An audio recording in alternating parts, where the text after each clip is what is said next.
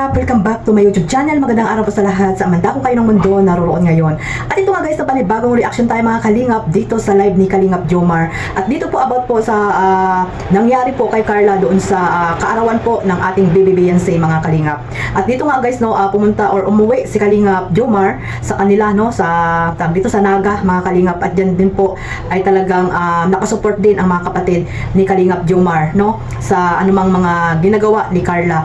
At ito nga, no, nagsalita na po dito si Kalingap Jomar. At bago natin simulan yan, magsha-shoutout muna tayo syempre sa ating founder, Kuya Bal Santos Matubang, Ate Edna Vlogs at Kalingap Rab, at sa lahat po ng mga nasa landing pad, Ambassador, Deputy at mga Kalingap Scouters. Mega love shoutout po sa inyong lahat. At sa lahat po ng mga reactor, mga sponsor, mga OFW, yung mga nandiyan po sa Pilipinas, mega love shoutout po. Maraming salamat po sa walang sawang pagsuporta ninyo sa aking maliit na YouTube channel at sa buong Kalingap, lalo na po sa ating founder kay Kuya Bal.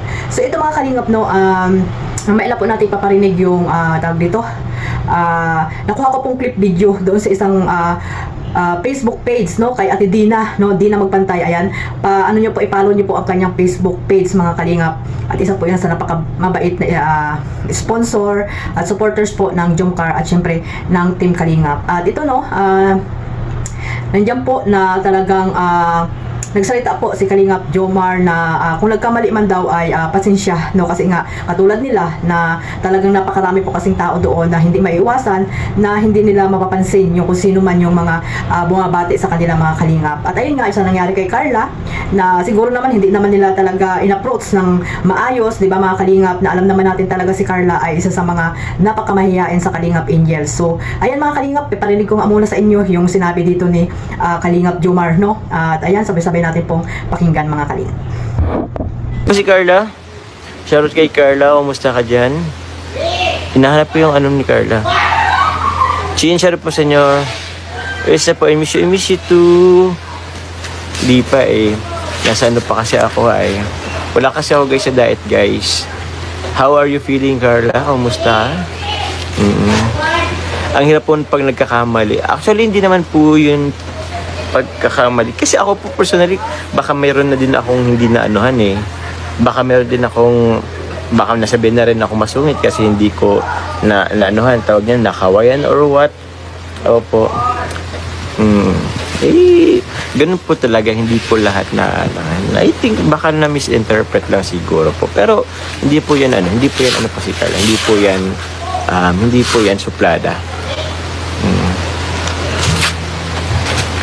Tulog ka na, Carla. Anong oras na? Mga Kalingap, sa hindi pa po nakapanood ng full video or live ni Kalingap Jomar, ayan, pakipuntahan nyo po at syempre pasubscribe na rin po sa kanilang mga YouTube channel, no, kay Carla Tupular Vlog at kay Kalingap Jomar. Ayan, pasubscribe na po para makatulong tayo sa kanilang mga charity works, no, lalo na po kay Kalingap Jomar at kay Carla, syempre sa kanyang pag-aaral. So ayan mga Kalingap, narinig nyo naman na ayun nga, kung nagkamali nga daw or pagkakamali nga ba yun yung ginawa, no, nagawa ni Carla sa inyo ay hindi naman po talaga totoo na suplada itong si Baby Carla na sinasabi nyo. Kasi nga dapat talaga, ang sabi ko nga, kayo ang unang mag-approach kasi nga kayo yung pumunta doon para makilala at magkaroon kayo ng tawag dito, remembrance, no, sa mga Kalingap Angels, magpa-picture, di ba mga Kalingap? Sang ilan lang ba naman mga Kalingap yung magpa-picture? Kasi siguro naman hindi naman yan sila tawag dito, aalis or susupladahan kayo na sinasabi nyo mga Kalingap, no? At ayun nga, sabi ni Kalingap Joms, nagsalita na dyan si Kalingap Jomar, syempre atom niya yan, siya ang mas nakakakilala kay Carla, di ba? Ipagtatanggol niya yan mga Kalingap na hindi totoong suplada po itong si Baby Carla na sinasabi nyo, no?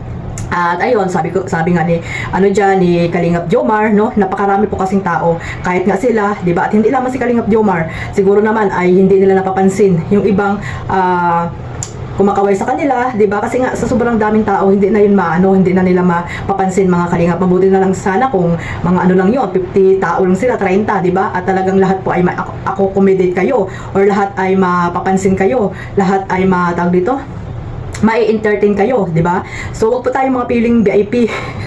Wag tayo mga piling VIP na akala mo ay kayo na talaga yung bida-bida doon, na bida kayo, na talagang kayo yung uunahing pansinin ng mga Kalingap Angels. Kayo po ang dapat na gumawa ng paraan or way. Kayo po ang unang mag-approach sa kanila dahil kayo po yung pumunta doon para po makita po yung mga Kalingap Angels kung talagang gusto nyo pong makita, di ba? O kung talagang gusto nyo magkaroon kayo ng remembrance sa lahat ng mga Kalingap Angels, lalo na sa mga sikat na iyan, no? Na kay Carla, kay Joy, kay BBBNC. Alam ko naman kay BBBNC kayo nakapokus di ba? Kasi nga, yun yung talagang sinusuportahan nyo.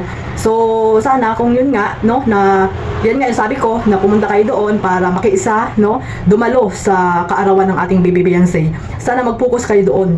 Kung ayaw nyo naman sa ibang mga angels, huwag na lang kayo magsalita, di ba, mga Kalingap? Kasi hindi po yan maiiwasan, lalo pat yung may mga maraming nagmamahal kay Carla Bells, no? Alam niyo naman siguro yan, lahat ng mga supporters, ganyan ang mangyayari pag talagang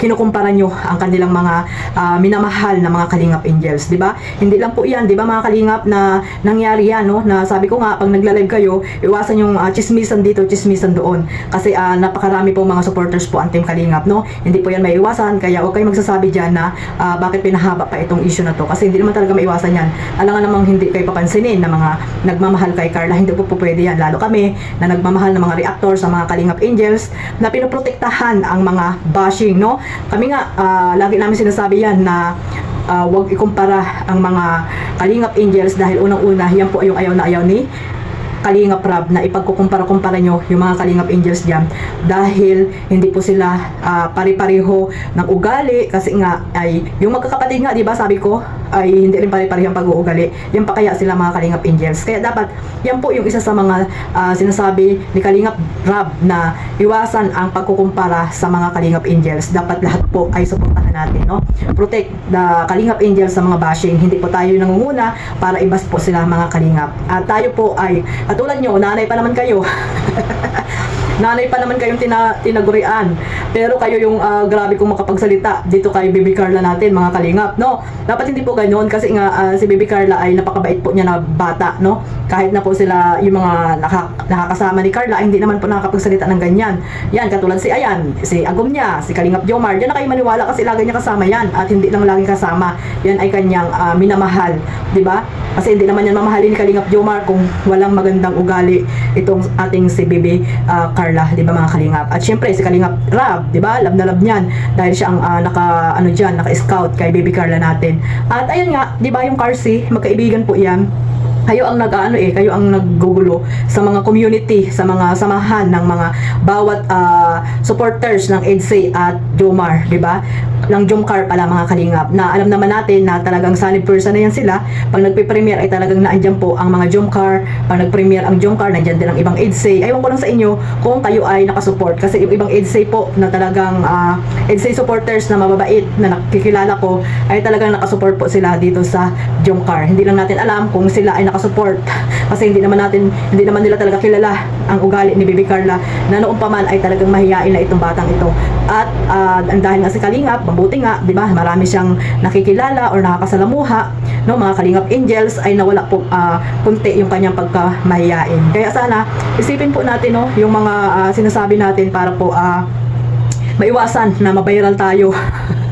Mabiral tayong pagmumukha nyo dyan, no? Kung ano tawag dito, kung gusto nyo namang mabiral, di okay lang yan mga Kalingap, kasi talagang hindi po pwede yan, kasi nandito tayo sa Team Kalingap para suportahan po ang mga Kalingap Angels. So hanggang dito na lang po mga Kalingap. Sana ay ayan, nakapagsalita si Kalingap Jom. Sana minsan ay silipin nyo rin ang YouTube channel ni Kalingap Jomar at ni Carla. Baka naman hindi pa kayo, mga nanay dyan, baka naman hindi pa kayo nakasubscribe dito kay Carla Tupular Vlog. I-subscribe nyo naman.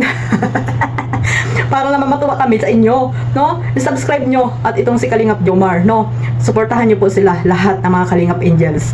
So hanggang dito na lang po mga Kalingap, at sana po ay lesson learn, no? Lesson learn po ang nangyaring yan, at sana po ay hindi na maulit mga Kalingap. God bless po sa lahat. Mabuhay po ang Team Kalingap.